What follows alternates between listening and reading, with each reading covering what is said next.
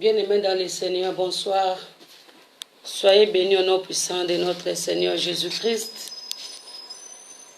Vraiment, veuillez nous excuser pour ces retards. Ok?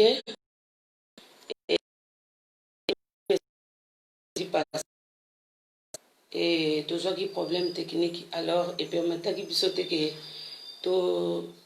tout ça, nous allons. Seigneur, nous te bénissons pour ces bons moments que tu nous as accordés. L'homme dans les sépulcres d'Élysée. L'homme allait toucher les os d'Élysée et s'éleva de ses pieds. Alléluia. La Bible me dit dans ces versets, son nom n'est pas connu ici. La Bible dit, cet homme connut aussi la mort. Ba membre de famille baleli, ba mi baleli, ba connaissance pe baleli. Mais suka sima kolela, et sengela ki ba kende kokunda mo. Liwana ezaki déjà testé, ezalaki approuvé. Alors, il fallait qu'il ba kende kokunda moto oyo. Baleli, basali nyonso ba ko sala. Na final nango, esengela ki kaka, basa nini, bakene kokunda ye. C'est-à-dire pour cet homme, tout était fini. Nyo sopona ye se sukaki. Vina ye, ezalaki déjà conclu. Et le comment kokaki li susko sale maté. Son histoire était finie. Mais j'aimerais dire à un homme que quel que soit, okokomona kokomina suka ya makambo nyonso. Suka na yo eza suka ya nzambe te. Pona moto suka ki, ba famille baleli, ba camarade baleli, ba mi baleli. Nana lobite, oyo batu bazoloba eza vérité te. Vérité, ce que Dieu dit, c'est ce qui est vrai. Pour la bataille, que situation na yese sili, to sa nini, to ke ndeko kunda ye, menzamba lobaki na nute. Bible lobi, kokoma bakoma ki na cimetière, pona kokunda moto oyo. Ba moni na mosika. Nzambe akoki ko permettre situation moko ya douleur ko tanakati na vie na yo. Nzambe akoki ko permettre ba difficulté moko ko tanakati na vie na yo, mais ba difficulté wana ye po eboma yo te. Ba problème wana oye ye na kati na vie na yo, e ye po eboma yo te. Permettre circonstances moko nenga permettre ki na vie ya moto oyo. Bible lobi ke tant ba komi na cimetière, ba camarade, ba mi, ba connaissance, tant ba yebi ko mona oyo ya ba moabite, o bazala ki ko semer double na mosika, ba abandonner ebembe wana. Dieu peut permettre quelque chose de difficile dans ta vie. Non pour que ta vie soit détruite, mais c'est une opportunité pour ebimisa yo na situation ozanango. Lolenge moko ya moto oyo akutanaki na ba difficulté, moto nyonso atikaki ye. Tout le monde peut t'abandonner, tout le monde peut te délaisser. Mais Dieu n'abandonne jamais. Dieu ne délaisse jamais ses enfants. Car Dieu, rien ne peut échapper à la mission d'Nzambe.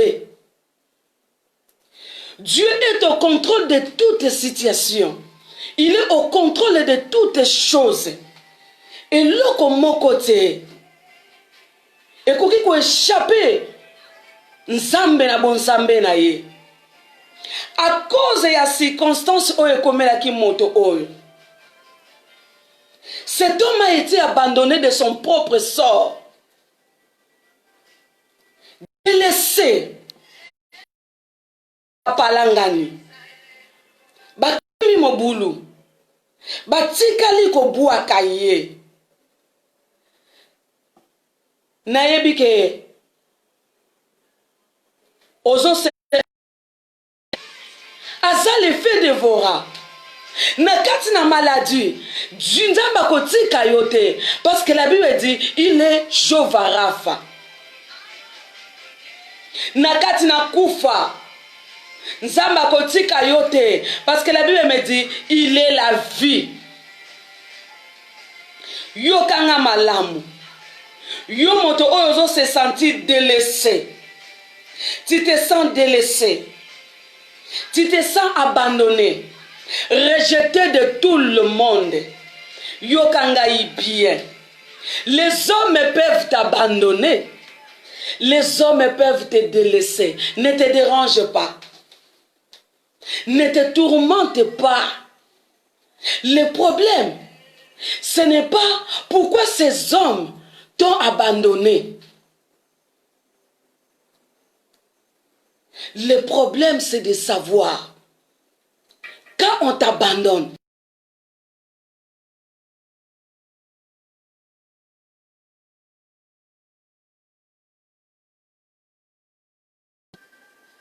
bisika nini yozo kweya yango ndeza problème.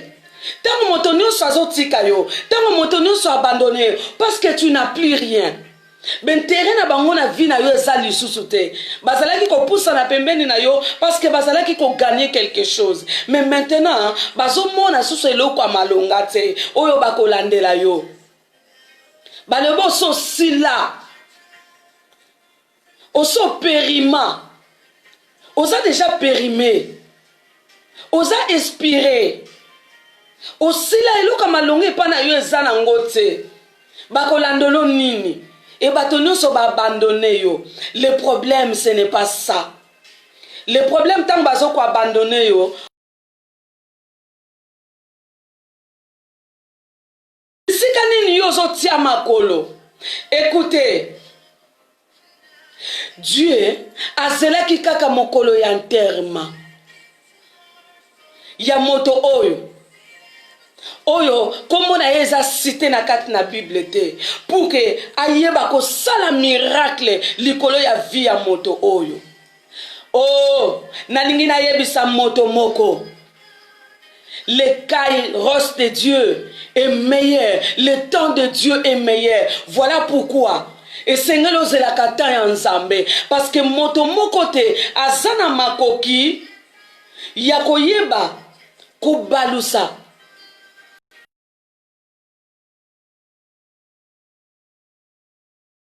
Montre ya nzambe na vitesse moko quelconque. Po yo koma bisiko esengeli yo koma, to po yo zonga sima, moto azana makoki te. Sali nzambe ayebi temps oyo abongisa pona yo, et ce temps est le meilleur. Temps ya nzambe eza meilleur. Nzamba ayebaki kozela kaka mokolo ya enterrement ya moto oyo po ayeba ko produit ba miracle. Baseka yo. Balebo so sila. Balebo za sunatina te. Eske na ajo eloko boye ko kisuko yela yo. A situation wana ndenge komeliye. Ezo meme mbala moko na liwa. Malade ndenge se zuye. Ezo meme mbala moko na kunda. Ba problème ndenge se latiye. Tondimite kakobima nango. Wane eza bato moto balobi. Mais nzambe na pesi dernier mot na ete. Nzambe na pesi liloba ya suka te pona vie na yo. Dieu est en train de préparer quelque chose d'extraordinaire. Oh, il faut surprendre le monde entier à ton sujet. Voilà pourquoi, même dans les dernières minutes de ta douleur, ne perds pas espoir.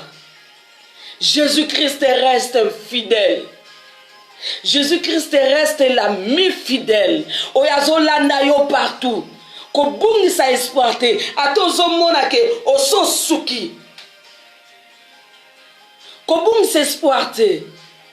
Pèse sa confiance n'avait pas na Yesu. Accroche-toi encore davantage à Jésus-Christ. Parce qu'il connaît ce qu'il est en train.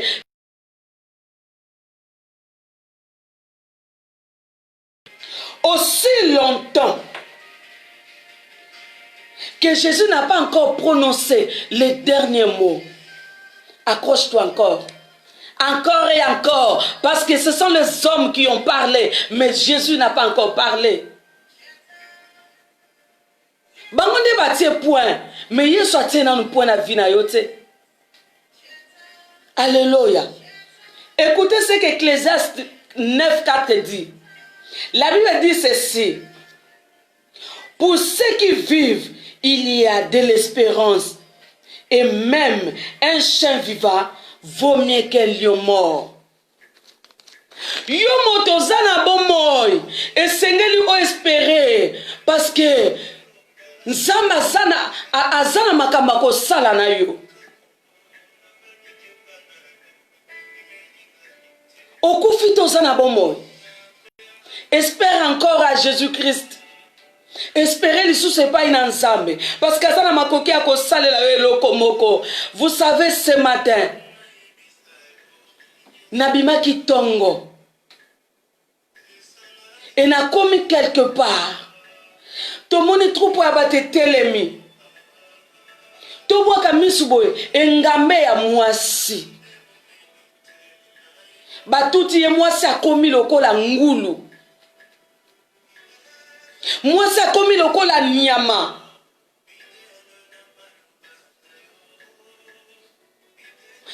Donc, et là, ça qui va reconnaître que ça qui moto, et ça qui m'a beaucoup na makolo. Nyo so ba niati ba fini, même mutu e koka ki komona na te. Yo za na vie, quel que soit problème aux les kanango, et ça soukate. Ce n'est pas la fin du monde, parce que Jésus-Christ est au contrôle. Nazongi nandaku na lobi, Seigneur, merci pour la vie. Peut-être que moi, so yabimaki, pour que luke la bana bi eloko ya kolia. Peut-être que luka ki yabimaki, akende ko débrier, pour que bana bazo eloko ya kolia. Tango bana bazo zela, maman na bangwa zonga, mais cette femme a connu la mort. Mutuno sako panzana méconnaissable mutako ko reconnaître que longia moi soyo azala kite et loko sala ki batu ba reconnaître que c'est une personne et sala ki kaka ma misapi ya maboko pe ya makolo.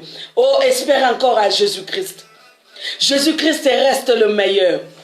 Akosakate. Écoutez, cet homme n'était pas jeté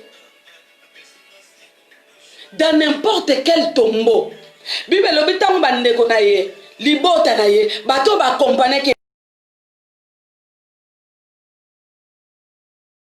même bango moko, je crois tant ba boaka ki, ba yeba ki te bisika nini bazokende ko boaka ye. Cet homme n'était pas jeté dans n'importe quel tombeau. Na bango batu babwaka kiye ba yeba kite bisika ni batika liko tika ye moto yo abwaka maki pemene surnaturel, un homme spirituel, un roi de Dieu. Na ningina yebisa yo batu babwaka yo me yo kweya ka wapi. Quand tu te sens trahi, quand tu te sens découragé, est-ce que ozozonga lisusu na makolo ya moto pour moto yeba lisusu ko décevoir yo talaka bisika nini yo ko kende kolela tango batu babwaki yo retourne-toi. Makoki kende kolela na sena makolo na Yesu Masia. Yeza na makoki ya kosale loko moko na kati na vie na yo. Cet homme est tombé dans le tombeau d'Élie. La Bible dit ceci. Tango kaka nzoto ya moto oyo. Et tout mikuwa ya Élisée. Oh, quelque chose s'est passé.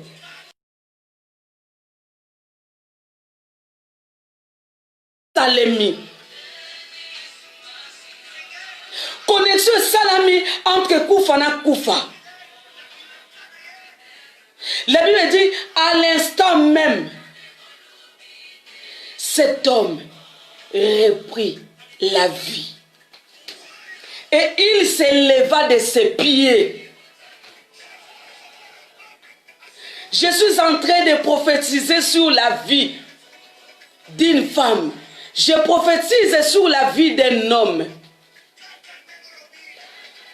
Cancer wana oyo basi ba docteur ba pesi diagnostic nango. Ba lobi ke oza na cancer. Et aussi au perdre espoir. Pona yo moni ke sili okomi déjà na nzela ya kufa. Ngana ningi na pesa yo bonne nouvelle. Que ce n'est pas encore fini. Et sili na nous pona yo te. Alléluia. Job alobi, mon rédacteur est vivant.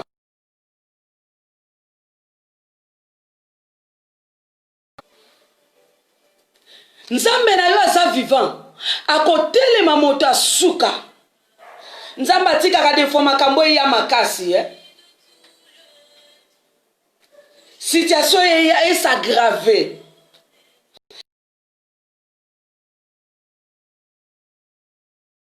Ndobimi. Tout ça pour la makasa docteur moko ndobimi na situation wana. Mais Dieu a dit kakabiso na kata ba situation et il y a nan makasi. C'est alors que il y a côté le mamota suka pour à défendre cause na yo. Et tant nzamba ko défendre cause na yo, batu bakoloba, oui, ça c'est Dieu qui a fait de telles choses. Il n'y a que Dieu qui peut faire de telles choses.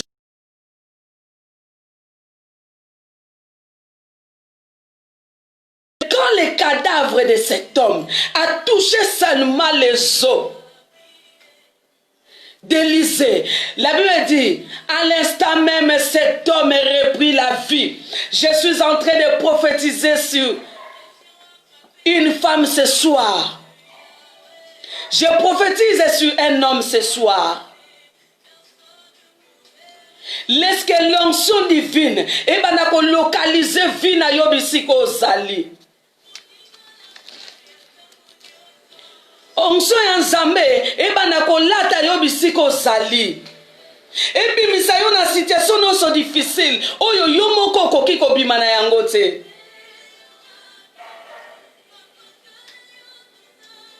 Onction nzambe bana kolata yo.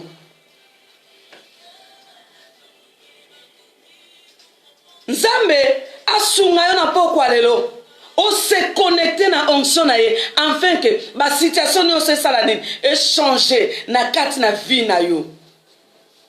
Le problème eza batu batika yo te. Mais problème eza tant bazo tika yo ozalaka wapi que tu dois chercher encore entrer dans la présence de Dieu. En ce moment de difficulté, en ce moment de pleurs, en ce moment de maladie, en ce moment où tu te sens trahi, c'est à ce moment-là que tu dois encore chercher l'Éternel. Demeure dans la présence de Dieu. Cherche la connexion divine. Cherche l'onction divine. Reste dans l'intimité avec Dieu. Parce qu'il n'y a que Dieu qui peut te faire sortir de cette situation le plus difficile de ta vie. Et ça quand ça m'a dit qu'on bimisa na kata situation ana. Bible lobi après avoir qu'on retrouvé vie, il se leva de ses propres pieds. Laisse que ce soit l'onction divine.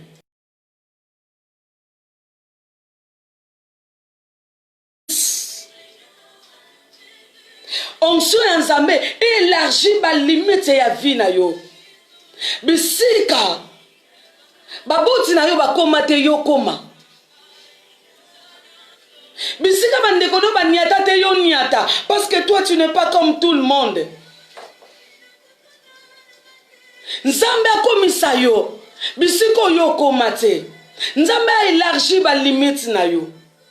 O franchi ba limite na yo. Bandelo bakatela yo. Nzamba longola ngona nzela na ona kombo na Yesu Masiya. Bokufa kaka na maladie moko et puis bokufa kaka na âge moko bien connu. Nzambe alekisa yo ba limite wana.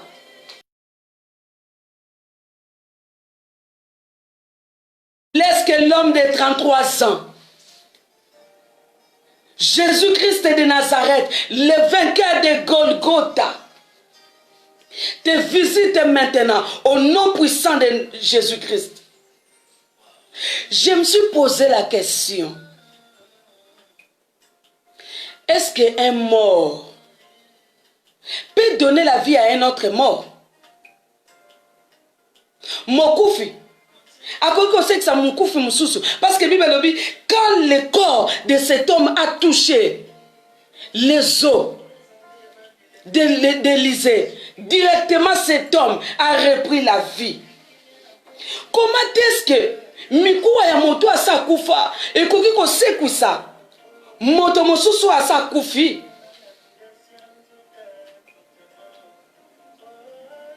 Na lingina yebisa yo, en réalité dans l'homme c'est l'esprit. En réalité dans l'homme c'est l'esprit.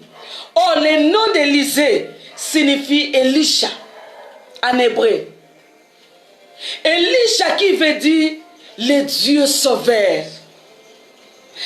Le véritable Élisée, c'est Jésus-Christ de Nazareth, le sauveur de l'humanité, le Dieu capable. Celui qui est capable de te ressusciter parmi les morts. Il est capable de t'amener là où tu n'as jamais été. Jésus-Christ est capable de te faire du bien ce soir.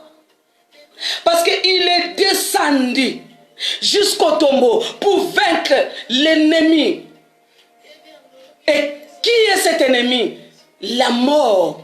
Jésus-Christ a vaincu la mort. Voilà pourquoi situation no sokoko manangwato sosuki. Oh kanisa, que tu n'es pas seul. Tu es avec quelqu'un. Alléluia. Dans les tombeaux, tango moto azala qui abandonné. Je crois même pour la moto oh yaloba qui est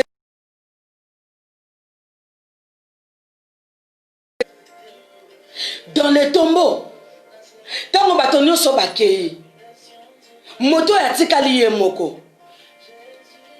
Na Christ. Christ était en train de réécrire une nouvelle histoire pour cet homme. N'attends à silence quand tu vois que tout est fini dans ta vie. Quand tu vois que c'est fini. Nazo kokali susute. Ngana suki. J'aimerais te dire, silence ensemble et absence ensemble. Tant yozo mona koso sili, c'est alors que Dieu est en train de réécrire une nouvelle histoire pour ta vie. Il est en train de remplir une nouvelle page de ta vie. Dieu est en train de faire quelque chose. Yasikanakati na vie na yo. Oyo. Même batu bakoko comprendre yango te. Alléluia. Moi je crois que cet homme, quand il a retrouvé la vie, cet homme n'avait pas l'identité parce que la Bible n'a pas cité son nom ici. Il était sans identité. C'était un homme sans griffes. Il n'était pas connu. Un homme qui a été disqualifié de tout le monde.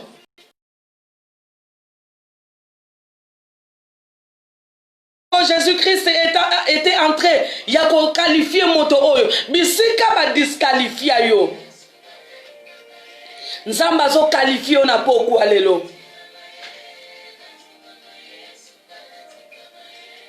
Moto oyo ayebaki kozwa identité ya sika. Bato nyonso bazalaki surpris. Bato nyonso bazalaki curieux. Ya koyeba qu'est-ce qui s'est passé réellement dans la vie de cet homme. Bato nyonso bakozala curieux. Bakozala étonné. Pona makambo zamba zo préparer na kuku pona vie na yo. Bato nyonso bakokamwa. Makambo zamba zo bongisa likolo ya vie na yo. Ton problème c'est de t'attacher à Dieu. Ton problème c'est de rester na kati na makolo ya Nzambe. Parce que Jésus reste l'ami fidèle de ta vie. Soko zane loko batu bakangami na yo. Soko zane loko te, même âge na yo eza sous importance te. Ata oza aîné en famille. Oza susu na tina te na miso la bato. Bato nyonso bakoki kobwaka yo. C'est ça la nature de l'homme. Mais ne te décourage pas. Tu as quelqu'un à tes côtés. Tu n'es pas seul. Tu dois te confier à quelqu'un. Oya bois kakate. Oya ti kakate. Vous savez, des fois, comme ma vie à moto, ma camonio c'est comme ma casse. Ozotala naba oyo tele ki motema. Naba oyo zaki tango makambo ezokoma makasi, ozokende. Dieu n'abandonne jamais. Nzamba zolanda bato tina kunda. Nzamba kezo kende kokangola tina kunda. Dieu a été capable de ressusciter cet homme. Oyo bandeko na bango ye moko kutu batika ki ba rejeter ki ba connaissance ba bwaka ki. Mais nzamba zolanda nzamba zolanda yo. Na kati na ba difficulté no nzamba zolanda yo azana yo. Banda lelo zwa résolution ya kokangama na ye. Soko zalaka na ye bien te bongi sa relation yenda za malamu pona yo. Yenda bongi pona yo. Yende motamalamu kokangama na ye, motamalamu ko se confier na ye, yende motamalamu ya ko solola na ye makisolo na yo ya kati, masolo na yo ya sela motema, et pa ina yende sengeli oke na kolela, parce que yenda za capable ya ko kangola yo ya ko bikisa yo. Le sauveur de l'humanité, le véritable Élysée. Il est là ce soir pour sauver un homme de la maladie. Il est là ce soir pour ressusciter une femme. Nakata ba condamnation ya mabota. Likambo na yo bango basi bakata ngo na ndenge na bango. Basi bazwa ba solution na ndenge na bango. Balobi libalo akokota ngo te. Biso toza wana totala kota ngo. Timbango te abwaki yo te nzamba zana osoko zondi make nzamba zana yo elongo esoko kobetela Yesu maboko esika azali soko zondi make nzambe nde azana le dernier mot de ta vie. Ce n'est pas les hommes. Ce ne sont pas ces hommes-là oyo bazozwa décision likolo na vie na yo nde bango bazana décision asuka ata moto alesaka yo Montazo latisa yo, soka zui résolution à quoi abandonner yo. Kolela te, regarde la croix. Parce que au ciel il y a un véritable Dieu. Oya zo yo kalikambo na yo. Oya yebili kambo na yo na profondeur. ce soir de te faire sortir dans cette situation. Il a décidé ce soir de te faire sortir dans cette complication. Oyo sokoti, osoko zondi mango, betela yesu maboko esiko zali, pe banda kokumisa.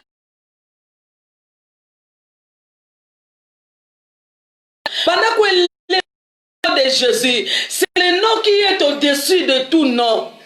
Devant le nom de Jésus, les magiciens sont en train de fléchir ses genoux, leurs genoux. Devant le nom de Jésus, la mort reconnaît qu'il est le seul maître qui a le pouvoir de donner la vie à quelqu'un.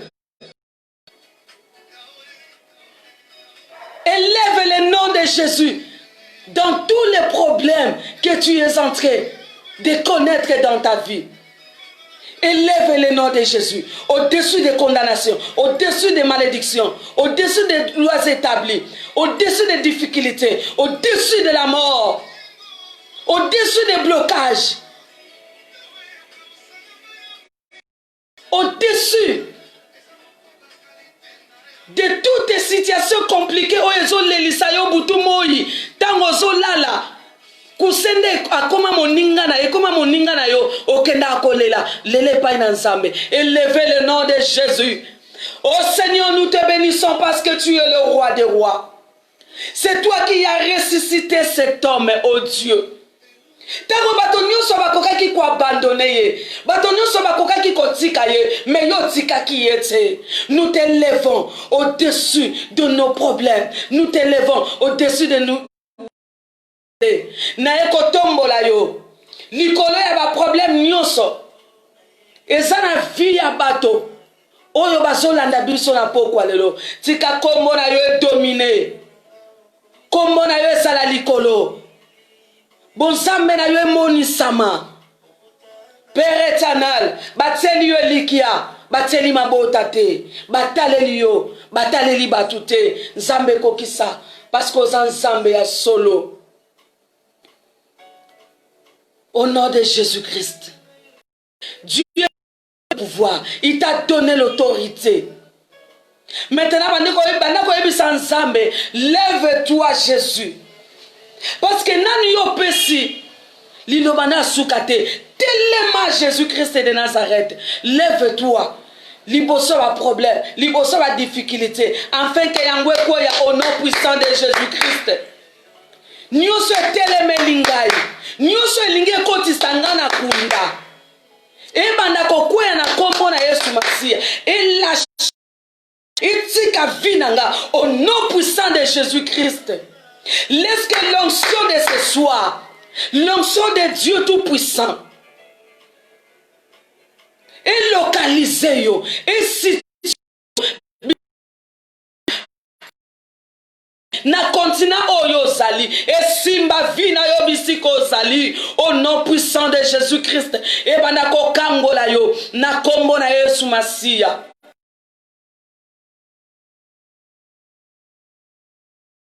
Bazana bomo. Au nom de Jésus.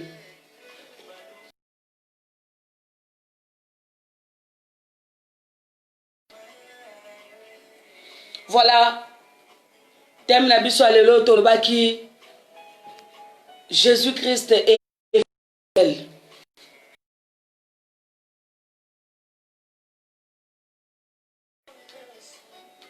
Je suis l'évangéliste Titi Mona et responsable et ami Refa et puis femme visionnaire pour Christ. Nzamba pambola yo landi biso na pokwa lelo.